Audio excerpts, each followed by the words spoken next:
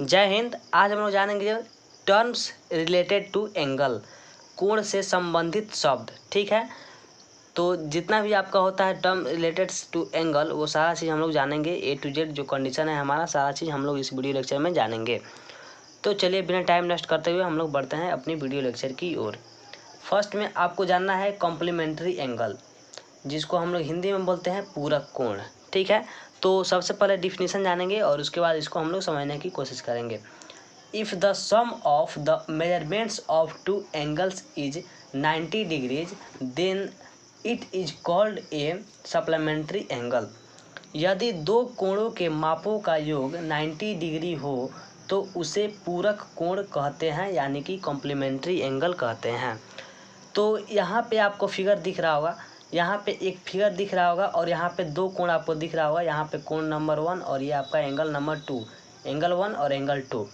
तो यहाँ पे आपको एक एंगल आपका 30 डिग्री है और दूसरा एंगल 60 डिग्री है, और दोनों एंगल को हम लोग जब ऐड करेंगे तो 90 डिग्री होगा। ठीक है, और आपका डिफिनीशन भी कह रहा है दो कोणों का योग जो हो आपका 90 डिग्री होता है तो उसको हम लोग कॉम्प्लीमेंट्री एंगल कहते हैं, सॉरी। ठीक है, तो उसको हम लोग कॉम्प्लीमेंट्री एंगल यानी कि पूरक कोण कहते हैं। तो यहाँ पे क्लियर हो गया होगा आपको जो कॉम्प्लीमेंट्री एंगल किसको बोलते हैं। ठीक है, वो कैसा भी हो सकता है, वो एंगल का जो डिफरेंस हो सकता है। जैसे कि यहाँ पे हम लोग कोई, यहाँ पे हम लिए दो एंगल, जैसे कि कुछ ऐसे ले लिए और ये वाला है आपका 65 डिग्री।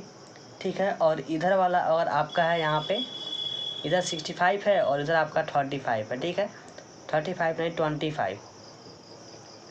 ठीक है, तो ये आपका 65 है और ये 25 है। तो दोनों एंगल को जो हम लोग ऐड करेंगे तो आपका 65 और प्लस 25 करेंगे डिग्री में, तो इसको जब ऐड कीजिएगा तो आपको आ जाएगा 90 डिग्री। ठीक है, तो ये भी आपका कॉम्प्लीमेंट्री एंगल होगा। ठीक है, तो यहाँ पे बेसिकली आपको ये समझना है दो कोई भी एंगल हो और उसका योग अगर 90 डिग्री हो जाता है तो वो उसको हम लोग कॉम्प्लीमेंट्री एंगल यानी कि पूरक कोण कहते हैं। ठीक है, चलिए आगे हम लोग यहाँ पे जानेंगे जो आपका यहाँ पे है सप्लीमेंट्री एंगल। ठीक है, तो सप्लीमेंट्री एंगल क्या होता है, जिसको हम लोग हिंदी में बोलते हैं समपूरक कोण। ठीक है, तो इसका डिफिनीशन हम लोग देख लेते हैं। If the sum of measurements of two angle is 180 degree then it is called a supplementary angle. यदि दो कोणों के मापों का योग 180 डिग्री हो तो उसे संपूरक कोण कहते हैं, यानी कि सप्लीमेंट्री एंगल कहते हैं। ठीक है, तो यहाँ पर भी आपको एक फिगर दिख रहा होगा, ये आपका एंगल नंबर यहाँ पे 1 है और एंगल नंबर आपका यहाँ पे 2 है। तो जब आप दोनों एंगल को आप ऐड कीजिएगा तो 60 डिग्री और 120 डिग्री और प्लस 60 डिग्री ऐड कीजिएगा तो 0 हो जाएगा। यहाँ पे 2 और 6 मिल करके 8 और 1 का 1। ठीक है, तो जब आपको इसको ऐड किए तो 180 डिग्री यहाँ पे आ गया। और डिफिनीशन भी आपका कह रहा है दो कोणों के योगों को यानी कि दो एंगल को आप ऐड कीजिएगा तो 180 डिग्री आना चाहिए। ठीक है, वो कोणों का डिफरेंस कुछ भी हो सकता है, जैसे कि यहाँ पे दूसरा हम लेते हैं और कुछ ऐसे लेते हैं जो आपका ऐसे हो यहाँ पे पॉइंट पे। तो ये अगर आपका मान के चले 110 डिग्री है तो इधर वाला आपका 70 डिग्री होगा। तो इसको भी आप ऐड कीजिएगा तो 110 और प्लस 70 कीजिएगा तो ये आपका 180 डिग्री आ जाएगा। ठीक है, तो यहाँ पे बेसिकली आप समझ चुके होंगे सप्लीमेंट्री एंगल किसे हम लोग कहते हैं। ठीक है, चलिए उसके बाद यहाँ पर हम लोग जानेंगे एडजेसेंट एंगल, जो कि आपका यहाँ पे दिख रहा होगा, जिसको हम लोग कहते हैं आसन्न कोण। तो इसका भी पहले हम लोग डिफिनीशन जानेंगे, उसके बाद हम लोग इसको समझेंगे। Two angles are said to be adjacent angle if their vertices are at the same point, they have a common side and the other side of one angle is on one side of the common side and the other side of the other angle is on the other side of the common side। ठीक है, यानी कि दो कोणों को आसन्न कोण कहते हैं यदि उनका शीर्ष एक ही बिंदु हो, उनकी एक उभयनिष्ठ भुजा हो, उभयनिष्ठ का मतलब कॉमन भुजा हो, और एक कोण की दूसरी भुजा उभयनिष्ठ भुजा के एक ओर हो। ठीक है, यानी कि एक कोण की जो दूसरी भुजा हो वो उभयनिष्ठ कोण भुजा जो है, ठीक है, उभयनिष्ठ भुजा के एक ओर हो और दूसरे कोण की दूसरी भुजा जो है उभयनिष्ठ भुजा की दूसरी ओर है। ठीक है, तो इसको हम लोग जब तक फिगर में नहीं देखेंगे हमारा क्लियर यहाँ पे नहीं होगा। ठीक है, तो यहाँ पे आपको फिगर दिख रहा होगा, तो यहाँ पे आपको दिख रहा है एक ऐसा यहाँ पे एंगल है जिसका हम कुछ नाम लिए हैं यहाँ पे ओ और क्यू।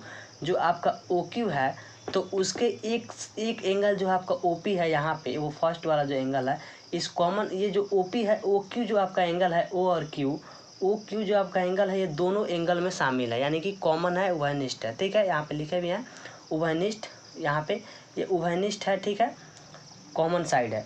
तो यहाँ पे क्या है, ये आपका एंगल 1 है और नीचे आपका एंगल 2 है। ठीक है, तो यहाँ पे जो शीर्ष आपका ओ पॉइंट जो है ये भी उभयनिष्ठ है, कॉमन वर्टेक्स जिसको हम लोग बोलते हैं। और एक भुजा यहाँ पे ओ और आर, जो यहाँ पे ओ और आर है वो ये दूसरी साइड है, और ओ पी जो है इस कॉमन भुजा के पहली साइड है। ठीक है, ये इधर है और ये उधर है। ठीक है, तो इसको हम लोग बोलेंगे यहाँ पे पी ओ क्यू और एंगल क्यू ओ आर आसन कोण है। ठीक है, पी ओ क्यू ये वाला एंगल 1 और यहाँ पे आपका क्यू ओ आर ये वाला एंगल 2 क्या है, आसन कोण इसको हम लोग बोलेंगे। तो फाइनली आप इसको समझ चुके होंगे। ठीक है, चलिए अब यहाँ पे हम लोग देखेंगे 4 नंबर में आपका यहाँ पे लीनियर पेयर एंगल्स यानी कि रैखिक युग्म कोण। तो यहाँ पे डिफिनेशन देख लेते हैं पहले। Two adjacent angles whose different side are two opposite ray are called linear pair angles. ठीक है, दो आसन कोणों जिनकी भिन्न भुजाएं दो विपरीत किरणें हो रैखिक युग्म कोण कहलाता है। रैखिक युग्म कोण दोनों कोणों को मिलाकर 180 डिग्री होता है।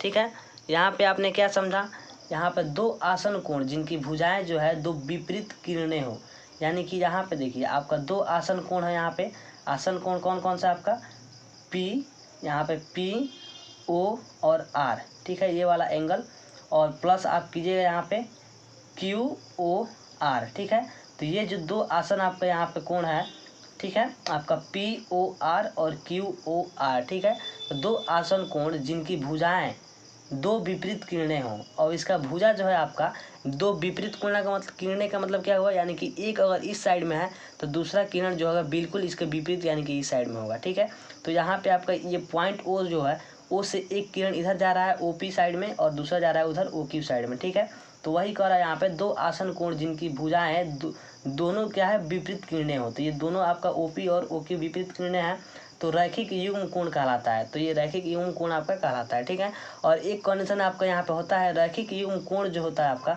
दोनों कोण को मिलाइएगा, यानी कि ये वाला 1 और ये वाला 2 ये वाला एंगल दोनों कोण को जब आप मिलाइएगा तो वो 180 डिग्री होना चाहिए। ठीक है, तो यानी कि अगर ये मान के चलिए आपका अगर 50 है अगर, तो इधर वाला कितना होगा 120।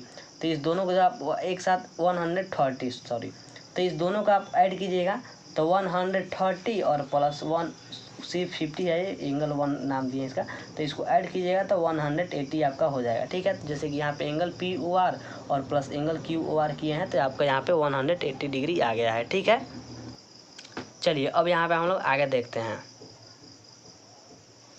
तो यहाँ पे आगे आपको दिख रहा होगा 5 नंबर जो आपका है वर्टिकली अपोजिट एंगल्स यानी कि शीर्षाभिमुख कोण। ठीक है, तो चलिए सबसे पहले इसका हम लोग डिफिनेशन देख लेते हैं। Two angles are said to be vertically opposite angle if their sides are two pairs of opposite रे।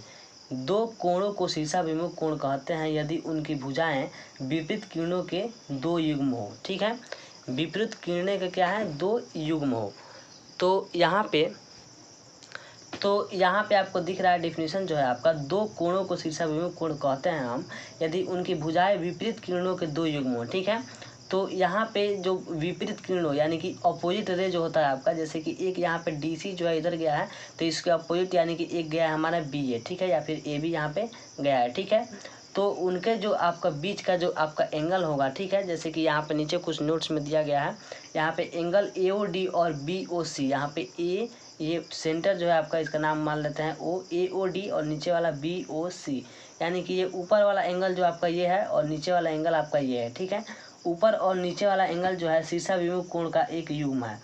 शीर्षाभिमुख का मतलब क्या हुआ, यानी कि आपका शीर्ष जो होता है, शीर्ष हम बताए हैं, शीर्ष जो इसका पॉइंट जो होता है, जैसे कि ऐसे दो एंगल इधर गया है और एक इधर गया है आपका, तो दोनों एंगल जहाँ पे मीट करता है वो उसका शीर्ष होता है। तो यहाँ पे एक ऐसे गया है और नीचे ऐसा है, तो यानी कि ये शीर्ष हुआ। ए ओ डी के लिए आपका ये शीर्ष हुआ और बी ओ सी के लिए आपका यही शीर्ष हुआ। ठीक है, तो ये शीर्षाभिमुख कोण यानी कि उसके उल्टा, तो ये शीर्ष जो है आपका उधर का कोण और इसके उल्टा इधर का कोण। ठीक है, तो ये क्या है एक शीर्षाभिमुख कोण का एक युग्म है। ठीक है, और नीचे आपका एक और दिया हुआ है यहाँ पे ए ओ सी, एंगल ए ओ सी और आपका एंगल बी ओ डी।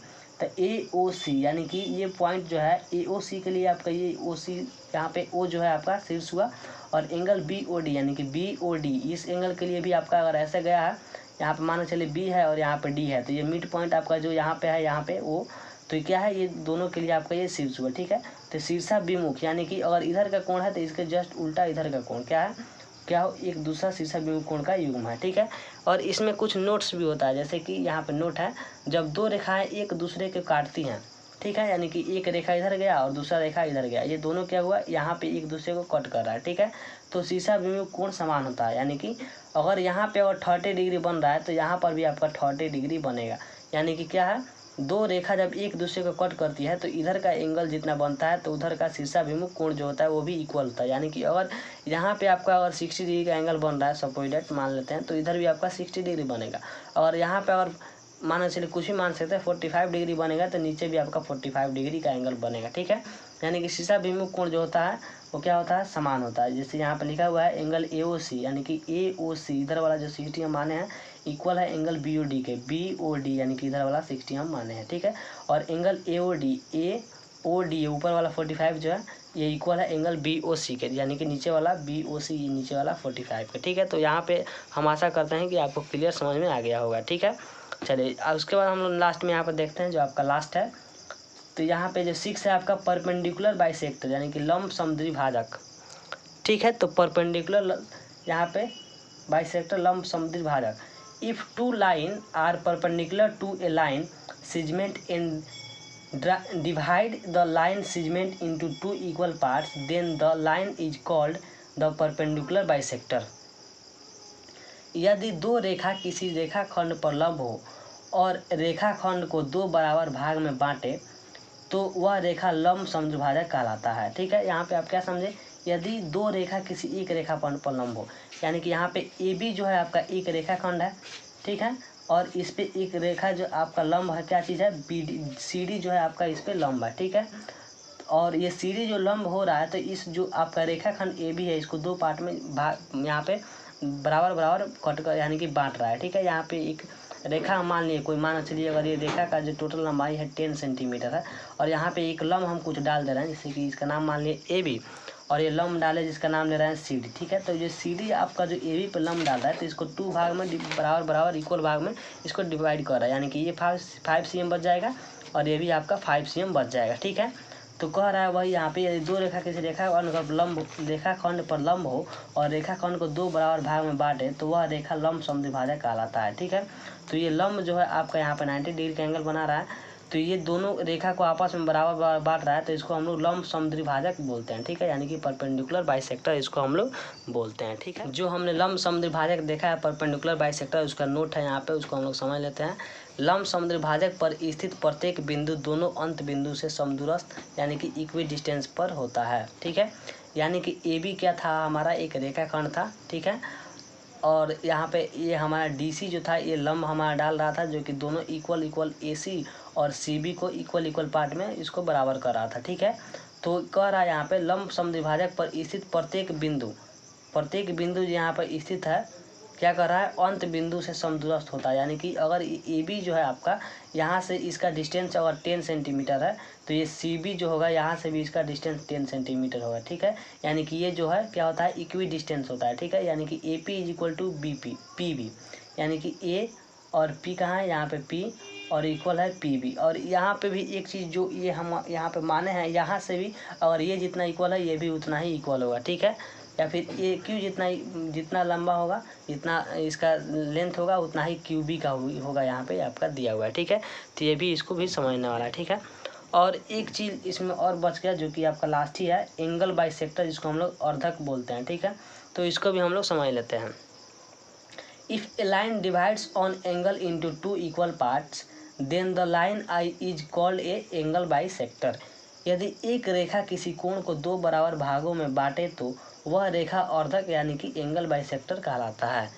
ठीक है, चलिए यहाँ पे आप क्या समझे, यदि एक रेखा यानी कि कोई रेखा यहाँ पे A और B है, ये हमारा एक रेखा हो गया, एक लाइन हो गई। ठीक है, और यहाँ पे ऊपर अगर 30 डिग्री का एंगल बना रहा है कुछ, इसको सी मान लिया और इसको डी मान लिया, यानी कि ए सी हमारा यहाँ पर 30 डिग्री का एंगल बना रहा है, तो नीचे हमारा ए डी जो है आपका ए बी पे ये भी 30 डिग्री का एंगल बना रहा है। ठीक है, तो ऊपर और नीचे दो बराबर भागों में अगर आपको बांट रहा है, ठीक है, तो उसको हम लोग एंगल बाइसेक्टर यानी कि अर्धक हम लोग कहते हैं। ठीक है, इसमें एक नोट है उसको हम लोग समझ लेते हैं, इसमें ज़्यादा कुछ है नहीं।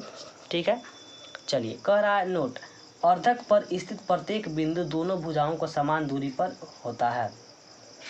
अब ये अर्धक हमारा जो हमारा दोनों एंगल को बराबर बराबर बांटा है, जैसे कि हम समझाए हैं आपको, ये 30 है और ये 30 है, तो ये जो हमारा बी ए है और ये हमारा बी सी है, इस पे कोई भी बिंदु हम लेंगे ये हमारा लाइन पे बी डी पे, तो वो एक दूसरे पे क्या होगा, प्रत्येक भुजा जो होगा आपका वो क्या होगा, समान होगा। ठीक है, यानी कि यहाँ पे लंब डाले और यहाँ पे लंब डाले, तो ये जितना होगा उतना ही बड़ा ये होगा, वैसे यहाँ पे ये जितना होगा उतना बड़ा ये होगा। ठीक है, तो ये जी प्रत्येक भुजा आप कहीं भी इसको और भी आगे अगर आप बढ़ा रहे हैं ऐसे, ठीक है, और इसको भी अगर और आगे आप बढ़ा रहे हैं और इसको बढ़ा रहे हैं आप, तो यहाँ पर भी अगर कोई ऐसे पॉइंट अगर ले रहे हैं आप इस पे, तो यहाँ से भी उसका इक्वल डिस्टेंस होगा, ये जितना होगा उतना ही ये होगा। तो यही चीज़ आपको बता रहा है, अर्धक पर स्थित प्रत्येक बिंदु जो होता है दोनों भुजाओं के समान दूरी पर होता है। ठीक है, तो यही यहाँ पे समझाया गया है।